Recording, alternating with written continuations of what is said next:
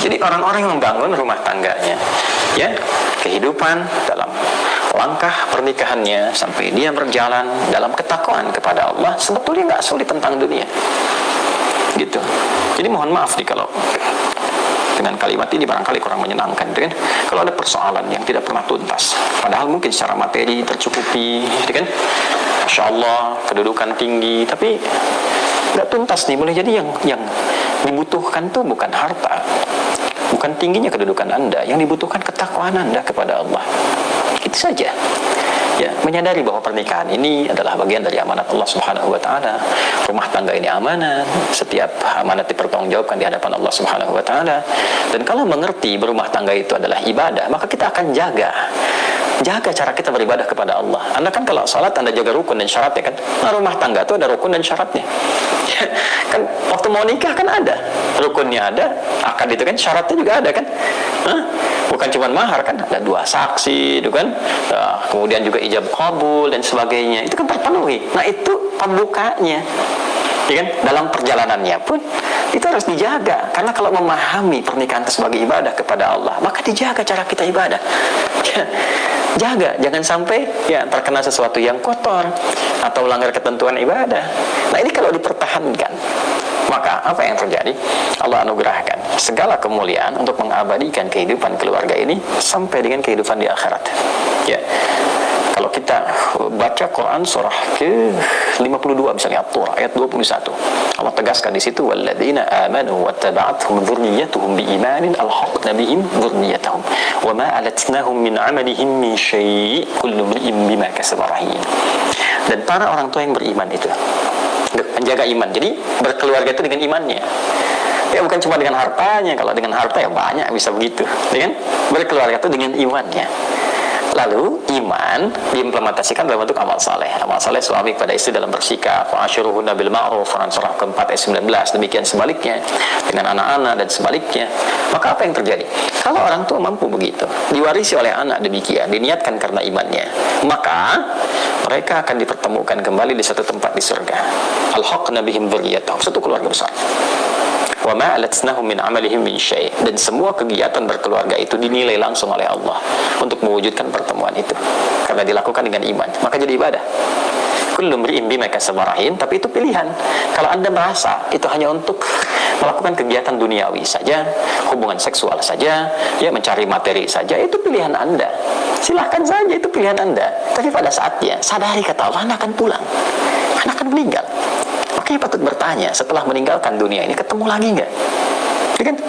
Satu masuk ke alam kubur, ya itu saja kan sudah nggak ada aksesnya, ya kan? Untuk bertemu kembali, paling dizarahi, balik lagi dan sebagainya. Nanti di akhirat ketemu lagi nggak? Itu poinnya. Nah, berbahagianya kita, Allah itu Tuhan kita yang Maha Esa, lengkap menyampaikan dalam Quran. Tidak ada satupun kitab suci di muka bumi ini yang menyampaikan runtutan kehidupan kita secara detil dan lengkap. Dan itu diminta bahkan oleh Allah langsung. Silahkan riset, silahkan pelajari dari kedalamannya, kebahasaannya, ya dari logikanya, dari runtutannya, silahkan. Dan tidak ada satupun yang sempurna Al-Quran, karena ini firman Allah. Gitu. Ya, maka poinnya apa? Itu pilihan. Tapi kalau Anda memang berpikir dan ingin mengabadikan ketenangan duniawi ini untuk mendapatkan kemuliaan akhirat, maka niatkan sebagai ibadah. Dan jalannya akan berbeda. Ya, bahkan nanti ada yang tertinggi itu disambut oleh para malaikat. Allah perintahkan setiap malaikat berdiri di pintu surga untuk menyambutnya. Itu ada di Quran surah ke-13, Ar-Ra'd ayat 23 sampai 24. Kan? Jannatu 'adnin yadkhulunaha wa man salaha min abaihim wa azwajihim wa dhurriyyatihim wal malaikatu yadkhuluna 'alaihim min kulli bab. Salamun 'alaikum bima sabartum fa ni'ma 'uqbad dar. Ada satu keluarga besar yang masuk dari surga Aden. Satu keluarga, ya ada suami dan istrinya, ya bahkan ayah ibunya, suami istri, ayah ibu dan keturunan ke bawahnya anak cucu. Keluarga besar masuk, masya Allah. Ya, saat masuk itu Allah perintahkan pada malaikat berbaris di pintu surga, sambut mereka dan selamati. Maka malaikat menyelamati mereka dengan kalimat salamun alaikum bima sabartum. Selamat ya, Anda sabar dalam menjalani kehidupan di dunia. Sabar, karena sakinah itu kan lekat dengan persoalan. Maka Anda sabar menunaikan salat, sabar tahajud, sabar berpuasa sunnah, sabar berdoa kepada Allah, sabar dengan qanaah atas rezeki yang Allah berikan, ya kan? Ya, sabar membina kehidupan rumah tangga. Lakukan karena Allah. Kalau cuma karena peran suami dan istri, capek rumah tangganya. Tapi kalau dilakukan untuk menaati Allah, ada keringanan nantinya. Gitu. Kalau semua ditampilkan seperti itu, capek hidupnya. Tapi kalau kita lakukan lillah, ya sudah, Allah yang titipkan, ya jalani dulu aja. Bismillah, pelan-pelan. Dia akan ketemu jalan yang Allah akan arahkan pada kebaikan yang mendekatkan kita kepada Allah. Itu poinnya. Ya. Maka malaikat mengatakan salamun alaikum bima sabartum. Sekarang nikmati hasilnya. Fa ni'ma uqbad dar. Silahkan nikmati tempat terindah ini yang belum pernah dijamah dirasakan oleh siapapun. Ya, dari kalangan makhluk Allah Subhanahu wa taala. Jadi ini poinnya teman-teman sekalian. Jadi poin pertama, bila kita ingin membuka kehidupan rumah tangga yang baik sebagai anak, sebagai ayah, sebagai ibu, suami, istri, maka yang pertama, bangun visi kehidupan itu sebagai ibadah. Sebagai anak, rasakan itu tentang ibadah. Ibadahnya apa? Allah perintahkan dengan menaati orang tua. Pada ibu bagaimana? Itu diletakkan setelah tauhid loh. Ya, di Quran surah 17 ayat 23, wa qadha rabbuka alla ta'budu illa iyyahu tauhid wa bil walidaini ihsan. Dan bakti pada orang tua. Jadi bakti pada orang tua diletakkan setelah tauhid. Makanya nilainya tinggi.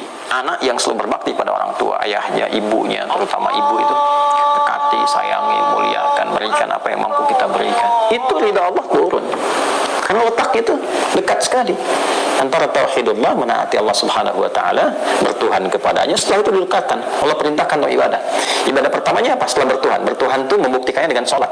Yaitu ada di Quran surah 20 ayat 14. Innani anallahu la ilaha illa ana fa'budni wa aqimis salata li dzikri. Sudah kita salat, menyembah, bertuhan kepada Allah, diperintahkan kita. Hal pertama yang dilakukan sebagai implementasi salat, mencegah perbuatan keji dan mungkar, dampaknya kepada khalayak luas dari makhluk Allah, orang tuamu dulu. Ya, jangan sampai baik pada orang tua orang lain, baik pada orang lain, pada orang tua sendiri ada masalah. Ya, wabil walidaini ihsana. Ya, bahkan walaupun dalam keadaan sepuh, ya terus hormati, sayangi, muliakan, itu dampaknya ke rumah tangga apa? Luar biasa. Dampaknya kepada pribadi kita bukan? Luar biasa. Ya, adik-adik yang sedang belajar, teman-teman misalnya, minta ridha ayah, ibu, ya. Saya melakukan demikian, minta ridhonya, minta doanya, dan dampaknya luas sekali, besar sekali. Ada ketenangan, kedamaian, ketentraman, keyakinan, ya. Dan masya Allah, ya, babnya kedepannya kesuksesan, kebahagiaan. Itu poinnya. Boleh jadi Allah akan cukupkan. Pokoknya kalau diarahkan ke ibadah, Allah berikan qanaah. Setiap rezeki kita syukuri. Nanti ujung-ujung di akhir puncaknya itu semua kenikmatan datang. Bahkan ada yang dari ujung kepala sampai ujung kaki rasa-rasanya dimudahkan oleh Allah. Bahkan ada yang tidak membeli gitu. Ya. Itu kemudahan-kemudahan yang Allah berikan, tapi dasarnya dibangun untuk ketakwaan. Itu pun dibangunnya ketakwaan, tapi ibadah lagi. Nah, ini poinnya teman-teman sekalian. Bagian pertama yang kita pelajari dari fikih kehidupan rumah tangga untuk semua, bukan hanya untuk yang mau menikah. Ini babnya untuk semua. Dan semua kita kan berasal dari madrasah pertama di rumah, ya kan? Anaknya, bapaknya, ibunya, suami, istri dan sebagainya. Maka hal pertama, niatkan kehidupan berkeluarga itu untuk menaati Allah Subhanahu wa taala dalam konteks ibadah kepadanya. Setelah itu, lihat perannya yang Allah titipkan kepada kita apa. Saya laki-laki, oke, berarti laki-laki sebagai anak pasti itu. Ya, karena lahir kan di atasnya ada ayah dan ibu. Setelah itu jadi apa? Ya, di suami misalnya kan. Nah, dari suami perannya bagaimana? Jadi ayah perannya bagaimana? Demikian yang perempuan sampai dengan ke atasnya. Dan itu lengkap tuntas babnya sampai contohnya. Sampai contoh Masya Allah di Islam itu. Sampai sejarahnya. Ya, jadi pedomannya di Quran ada, penjelasannya di Sunnah ada, contoh idealnya ada. Di kehidupan Nabi dari mulai jadi anak sampai ke atas jadi kakek, kemudian dari untuk perempuan istri si beliau, makanya disebutnya Ummahatul Mukminin, ibunda kita. Nabi contoh ke atas. Setelah itu lihat sirahnya seperti apa, lengkap. Coba tunjukkan setidaknya kepada kami saat ini di mana ada ajaran yang begitu lengkap dari panduannya, ya. Kemudian contohnya, tokohnya bukan fiktif, ada sejarahnya bisa dilacak. Jadi kurikulum di Islam itu sangat lengkap. Tinggal bagaimana umat muslim, ya kan, itu bisa mengimplementasikan semua tuntunan itu dalam wujud kehidupan yang nyata yang kita alami saat ini. Ya, ini nasihat juga untuk pribadi, untuk kita semua. Sama saja, saya juga demikian. Ya, para ustadz yang lain, para kiai juga sama saja. Dan tidak akan pernah bisa melewati bab-bab ini. Ya, apa dikira misalnya bahkan seorang nabi pun tidak punya persoalan dengan istrinya, kan? Ya, bahkan kalau tarik ke atas, ya tarik ke atas lagi. Era-eranya misalnya bahkan jauh ke Nabi Nuh alaihissalam. Dan persoalan pertama ketika Nabi Adam diciptakan kan dengan pasangan. Ya, di tempat latihan di surga itu. Kan dengan pasangan juga. Nah, Nah, itu pasti akan turun ke bawahnya. Ya, babnya banyak sekali, kalau kita teruskan lagi banyak sekali. Ada suaminya sukses, setan datang lewat suami, mental datang ke istri. Hati-hati. Ya, kadang-kadang ya untuk korupsi misalnya yang era-era kekinian, dorongannya bukan berarti dari pekerja yang laki-lakinya saja, mungkin masuknya lewat ibunya, lewat istrinya, bisa jadi lewat anak, ngasih hadiahnya ke anak, ya, ke suami mental, masuknya lewat dapur istri dan sebagainya. Hal-hal demikian tuh. Nah, karena itu pesannya apa? Quran surah ke-66 ayat ke-6, ya ayyuhalladzina amanu, hei semua anggota keluarga, qu anfusakum wa ahlikum nara, jaga dirimu dan jaga keluargamu dari ancaman neraka. Jangan sampai di dunia merasakan seakan nikmat, di akhirat terancam. Kan dunia sementara. Ya, kan sudah paham betul itu, kita itu meninggal. Sadarilah. Ini kan malam nih waktu Indonesia ya, bagian barat. Coba sebelum tidur renungkan, kan mau meninggal. Terus setelah itu mau apa? Nah, lalu tarik balik, apa yang selama ini dilakukan? Yang dikumpul-kumpul itu buat apa sih? Ya kan? Buat apa? Semua capaian yang mau diharapkan itu. Islam tuh elegan sekali. Capaian itu baru punya nilai setelah berwujud amal soleh.